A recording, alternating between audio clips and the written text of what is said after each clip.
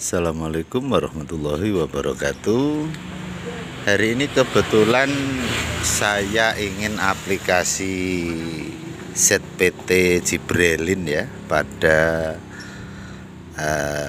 tunas baru yang membawa bunga ini sudah nampak kalau ada calon bunganya ini kita lihat ya, kelihatan kan, ini calon bunga dari tanaman anggur saya. Biasanya untuk tanaman anggur begini yang sudah mulai nampak bunganya perlu diaplikasikan hormon Jibrelin atau GA3 biasanya ya, yang dari pabrikan juga ada. Nah, kebetulan hari ini saya ingin menggunakan alternatif dari organik, yaitu air kelapa ya. Jadi air kelapa ini yang baru, hari ini kebetulan saya mau pakai yang baru.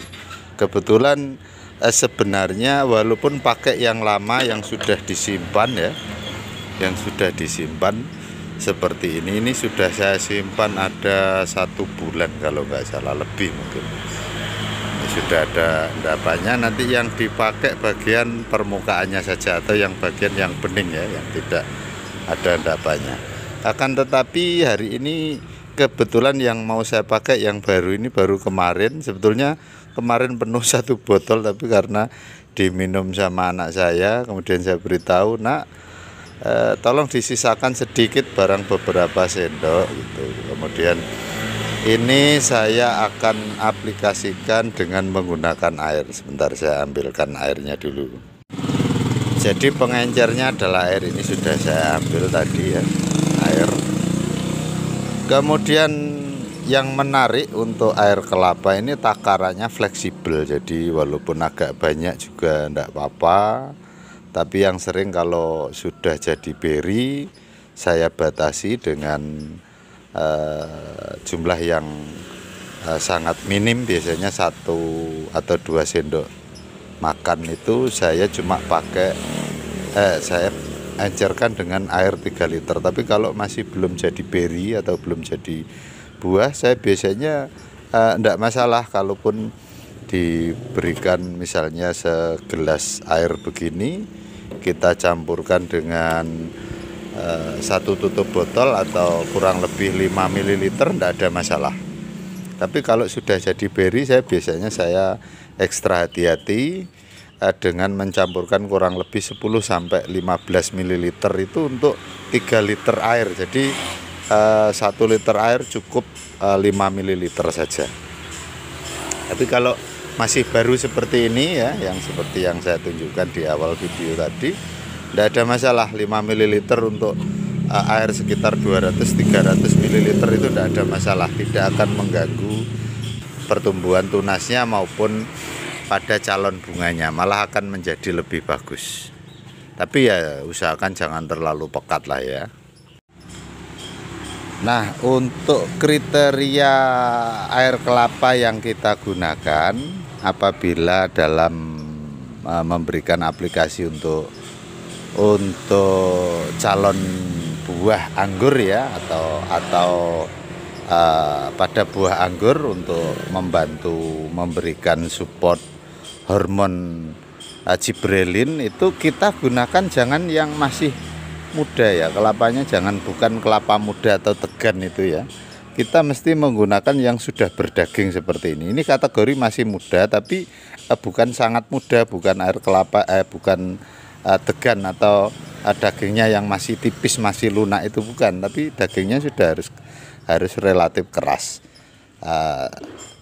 Tua banget juga boleh, atau sekedar tua juga boleh. Yang penting jangan menggunakan air kelapa yang dari kelapa yang masih muda atau belum berdaging keras begini ya. Kalau dagingnya masih lunak atau tegan, itu kalau orang Jawa bilang kan airnya kelapanya yang masih sangat muda kan tegan. Nah, itu jangan digunakan. Kita gunakan yang sudah berdaging begini, karena kandungan Jibrelinnya sudah lebih bagus. Tapi kalau bisa ya jangan yang terlalu tua ya. Kalau yang terlalu tua biasanya kadang-kadang sudah berubah. Nah, ini kebetulan air kelapanya bening ya, masih baru kemarin dan langsung saya pisahkan jadinya bening.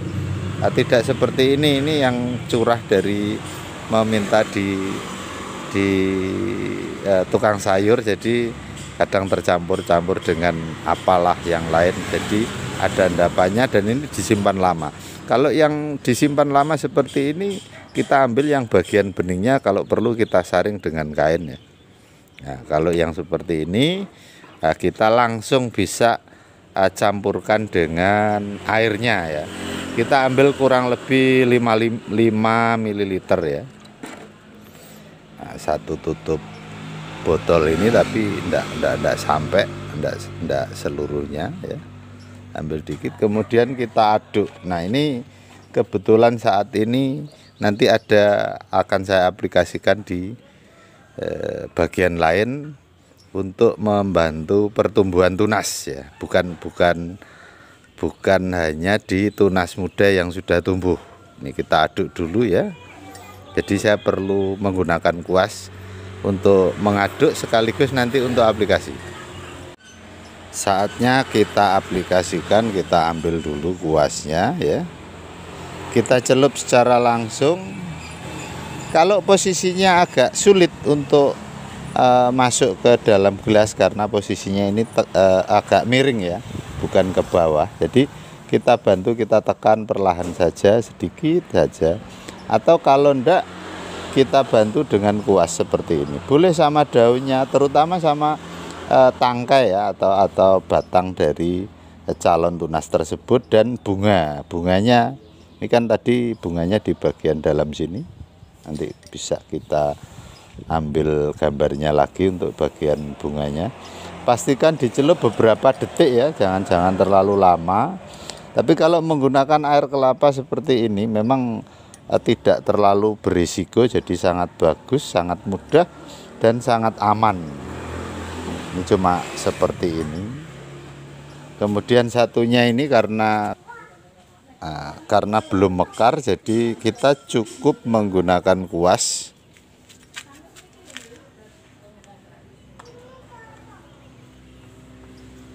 Kita ratakan, tapi harus ekstra hati-hati ya.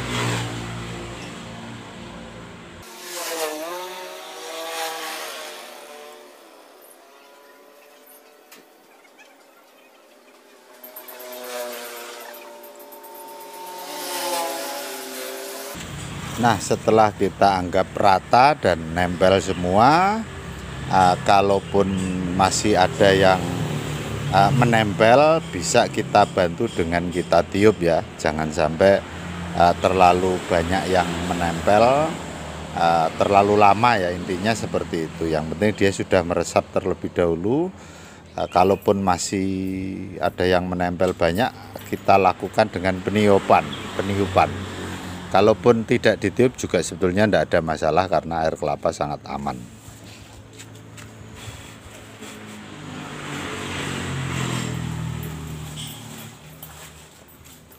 Nah, setelah selesai seperti ini, oh iya, ada yang kelupaan ini.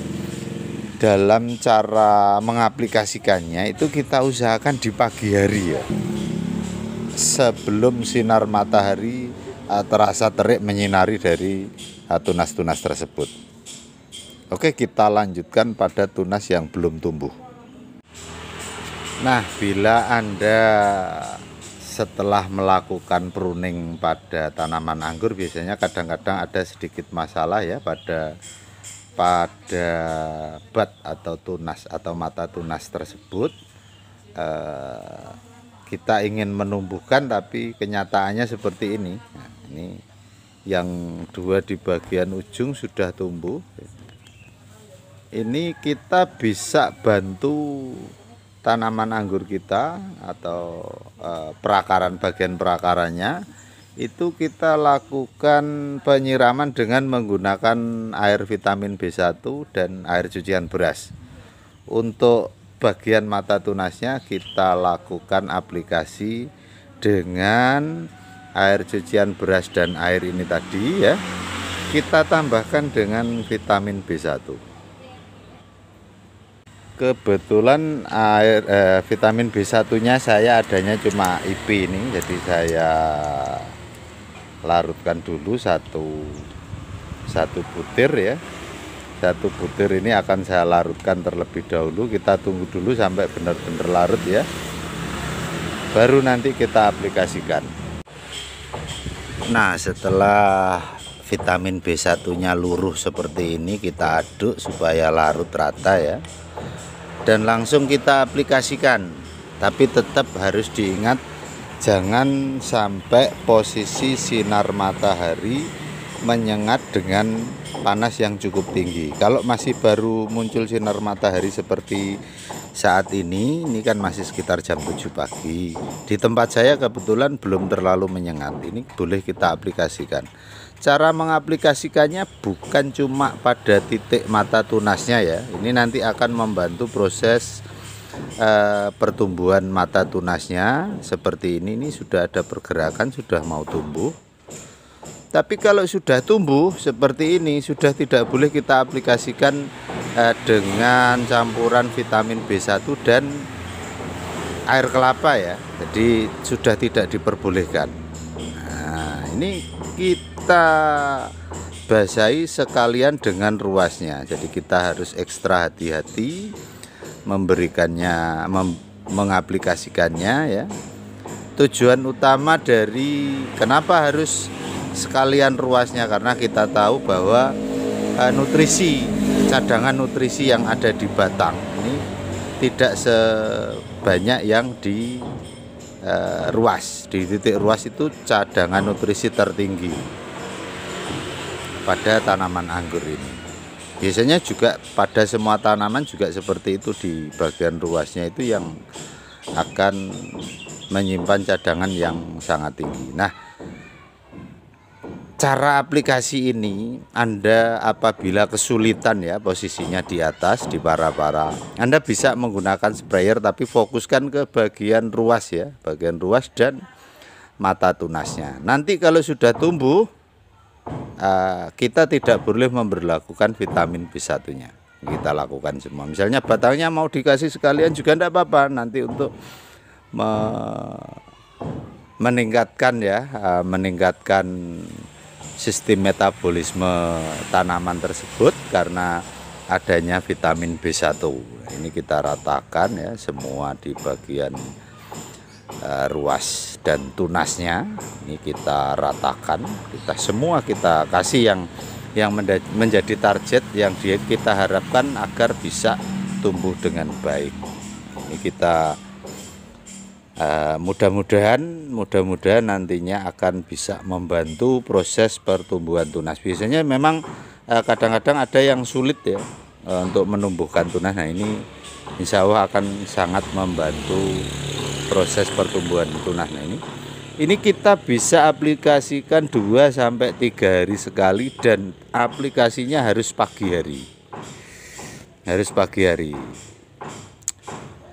Untuk lebih bagus lagi, apabila kita lakukan selain dari aplikasi ini ya, air kelapa dengan vitamin B1, kita bisa berlakukan pagi sore itu dengan air biasa tanpa vitamin B1 dan tanpa GA3. Air biasa ini kita oles-olesin gini, atau kalau di atas para-para ya kita spray, khusus bagian mata tunas yang belum pecah. Itu akan sangat membantu pertumbuhan tunas nantinya. Mudah untuk pecah ya, kadang-kadang sulit soalnya. Bagaimana dengan yang sudah tumbuh seperti ini dan bawa calon bunga? Nah, ini aplikasi untuk air kelapa plus air ya, tanpa vitamin B1, itu kita bisa berlakukan antara 5 hari sampai 7 hari sekali sampai bunga belum mekar. Nanti setelah mekar setelah jadi beri baru boleh kita aplikasikan lagi kurang lebih 10 hari sekali ya. Jadi cara aplikasinya cuma di bagian berinya saja atau di bagian bunganya saja ya. Nanti setelah bunganya mekar dan jadi beri itu kita memberlakukannya kurang lebih sekitar 10 hari sekali. Boleh aplikasi via spray, boleh dicelup juga malah akan lebih baik ya. Jadi nanti boleh dicelupkan atau pakai spray. Kalau tempatnya tidak memungkinkan kan nanti tempatnya tinggi, kita lakukan dengan spray. Ya usahakan tetap dicelup ya di bagian beri dari anggurnya. Sementara untuk tunasnya, untuk batang baru, batang muda yang muncul tidak perlu kita aplikasikan lagi. Nah, seperti ini. Terus bagaimana dengan sisanya ini? Nah, sisanya ini kita tambahkan dengan air ya. Kita tambahkan dengan air, kemudian kita aplikasikan, kita gunakan untuk pengocoran akar. Nanti insya Allah akan membantu perakaran menjadi lebih aktif ya, supaya apa? Supaya nutrisi terpompa dengan bagus ke bagian atas, ke bagian tunas-tunas yang kita persiapkan agar tumbuh tadi ya. Di sini nanti karena kita tahu bahwa vitamin B1 itu memiliki manfaat, yaitu meningkatkan sistem metabolisme. Jadi tanaman ini akan menjadi giat dan lebih cepat, lebih mudah tumbuh. Oke, saya rasa cukup share saya hari ini. Mudah-mudahan membawa manfaat. Akhirul kalam, wassalam warahmatullahi wabarakatuh.